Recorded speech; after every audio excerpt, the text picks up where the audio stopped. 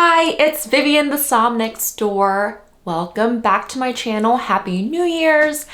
It is January, and what is typically the trend? People are maybe went a little bit too hard in December, and now that it's the new year, they wake up on January 1st and they're like, okay, we are detoxing myself.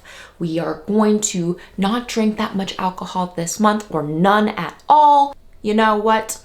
Guess what also popped up in January? The US Surgeon General put out a notice that any alcohol consumption increases the risk of cancer, such as breast, liver, colon, and mouth cancer. Any amount. Before it was just like, oh, drink in moderation, you're gonna be okay. And now it's like, no, alcohol is gonna kill you. Alcohol will kill you. He had a motive when he released this. January 3rd, just in line with dry January. Coincidence? I don't think so. And it made headlines. And even I was kind of pondering, being like, I wonder, what does that mean for the wine industry and US consumers? If you like this content, please hit the subscribe button. I don't even know what happened to the like button. I don't even know if that exists anymore. But hit the subscribe button, comment down below, share some love, and we will get into it. Okay, so what was in this report? This report was actually kind of interesting. They did a really good job of breaking it down. Okay, so alcohol breaks down in our body into acetaldehyde, which damages cell DNA and increases risk of cancer. We fight off cancer cells all the time, so it just kind of weakens our body, and it just gives cancer cells more opportunity to latch on. So oxidative stress, that's another outcome of alcohol. It sometimes alters levels of hormones like estrogen, which can increase breast cancer. But basically, when I was like looking at the data, I was like, wow, this is much more concerning for females than for males. So for my male drinkers, just honestly, like, be healthy. But if you drink an average of 2 glasses of wine or 2 drinks a day, like, the increase was like only a couple percentages, like maybe like 1 or 2% or 3% maybe. Whereas like for women, if 100 women drank more than 2 drinks per day, 4 more women would develop breast cancer compared to women who drink less than 1 drink per week. And it's interesting because like even before this came out, there was a 2023 State of the Wine Industry report, which basically showed that the greatest loss in consumption of wine was with young wine drinkers, so ages 21 to 40. That's Gen Z and millennials. Whereas the biggest growth was with those over 60. So boomers, they're like, we're drinking more. The wine industry is like, okay, we are losing a large subset that we are typically accustomed to having. That is why there has been such a rise in non-alcoholic beverages, not just wine, beers. I've seen non-alcoholic spirits. So let's talk about like low alcohol and 0 ABV wines. Okay, so low alcohol means at or below 11% ABV. So those typically are in cool climate regions. So I think there's gonna be more interest in wines from these cooler climates, like in Germany, Austria, New Zealand. As the world gets warmer, yes, there's global warming. The grapes don't lie. It is getting warmer. And that means that wines are getting naturally more alcoholic. You can see, like, before it was kind of hard to find, not hard, but like 13.5 was like a lot, like that was a high alcohol wine. And now you can get wines that are like 14%, 15%. I've seen some Zinfandels that are like actually 16% and like very high boozy wines. Definitely a current of people who are like, I don't want my wine to be like that boozy. A little bit lighter, a little bit more fresher. We're really gonna get into these terms. I have a printout, I do. Alcohol-free wines means that there is less than 0.5% alcohol by ABV And this is in EU, US, Australia. Except in the UK, alcohol-free wines is 0.05%, so much stricter. That's still negligible. Honestly, I think I read that, there's actually a lot of other products that could have alcohol in them, but they can say that they're alcohol-free because it's a very, very low amount. Non-alcoholic wines. So that could be interchangeable with alcohol-free wines, except in certain countries. It kind of depends on regulations because EU, US, Australia, it is still the same 0.5%. So those are the same. But in Canada, interestingly enough, the threshold is 1.1% and Japan 1%. And then in Saudi Arabia and Islamic countries, it's zero tolerance, because of religious reasons. Then there's de-alcoholized wine. And so that means it has to have started as a wine, fully fermented with alcohol, and then they remove the alcohol. Okay, so those are some terms that you will see. Now, how do you produce non-alcoholic wine? Vacuum distillation and reverse osmosis were the most common. So what they do with vacuum distillation is that they lower the pressure around the wine, which reduces the boiling point of the alcohol. So they heat up the wine to a temperature where the alcohol can evaporate without altering the wine's flavor. So it's not like the traditional matterizing where yes, things are caramelizing and stuff like that. It's a much lower temperature because of the pressurization.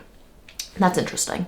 Reverse osmosis. So basically they put it through a filter, and alcohol is a larger molecule than water and what else is in the wine. So they're able to remove the alcohol and then recombine the wine components to make it.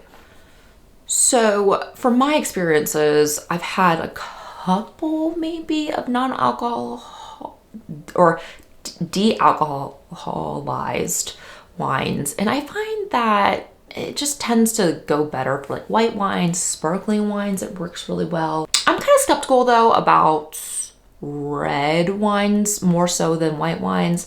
Cause I want my non-alcoholic wine to taste like wine. I don't want it to taste like anything else, but lots of options, and they're getting better. What the wine industry is doing to kind of attract more of the younger folks, right, is having more non-alcoholic alternatives, lower alcohol, cheaper options. So wines that cost $20 or less. I think the younger generation is much more cost conscious and aren't probably less likely to buy wine for $60, $80, $200. And then single serving. What I've heard from my friends is that a whole bottle is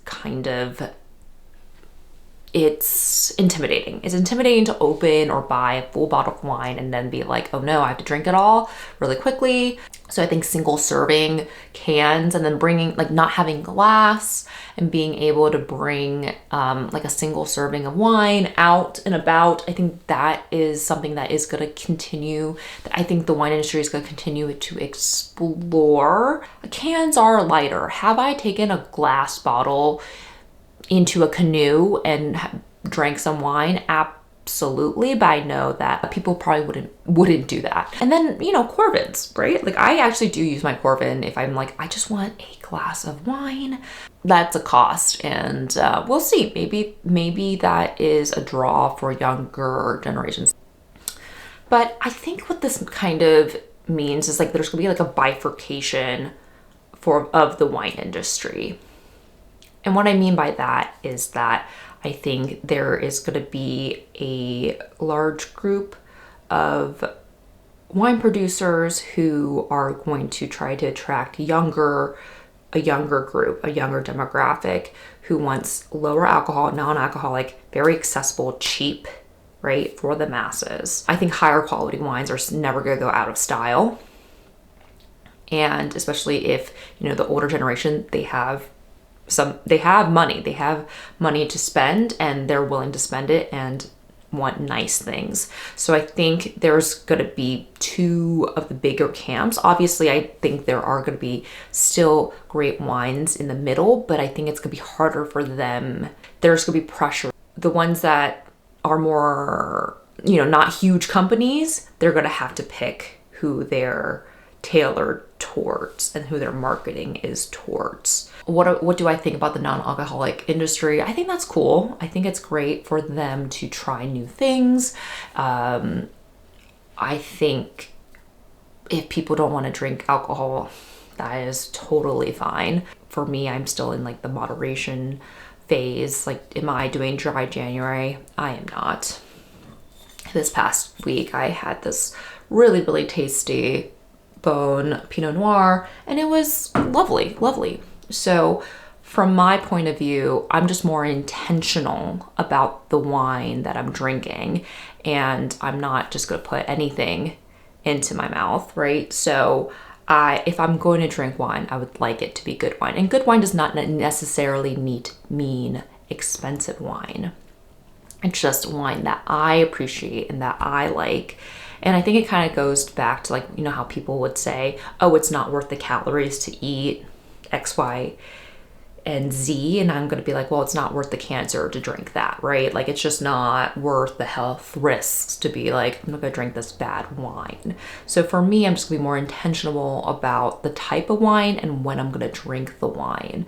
And so for me, wine is a way for me to share with other people experiences and to create an experience. It helps enhance food. It helps enhance the ambiance. So I am, from my point of view, I'm not going to stop drinking wine, but it does make me think about it a little bit more.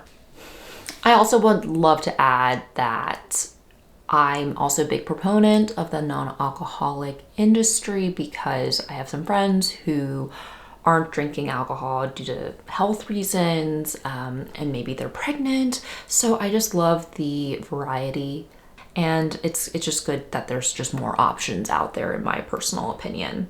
I don't see wine disappearing anytime soon. Support the brands that you like, right? Do some research. Support the wines that you respect, that you love the taste of, you like what they're doing, and I think that will kind of hopefully take out some of the riffraff that sometimes comes up in the wine industry because it's just trendy and poppy and whatever. Non-alcoholic wines are here to stay, and hopefully they're getting better. I would love to know what you guys think. So comment down below for certain, like, your favorite non-alcoholic wine. Honestly, I tried non-alcoholic beer, and I think I would almost prefer the beer over the wine currently. Non-alcoholic beer, like, I forget if it was like, a Heineken. Maybe I had a non-alcoholic Heineken, or like maybe it was a Bud Light. I don't know. But I was like pretty impressed. I was just curious. I just wanted to try it, and I was like, wow, this really tastes like a beer. I could not tell you that there's no alcohol in there. So if there's a way that there could be like, we can make wine taste exactly the same but without alcohol, I'm like, I'd love to try it. So thank you guys for watching. Please comment down below on what you think about the non-alcoholic trends and what your opinions are. And thank you so much for watching. Cheers, and I will catch you guys later.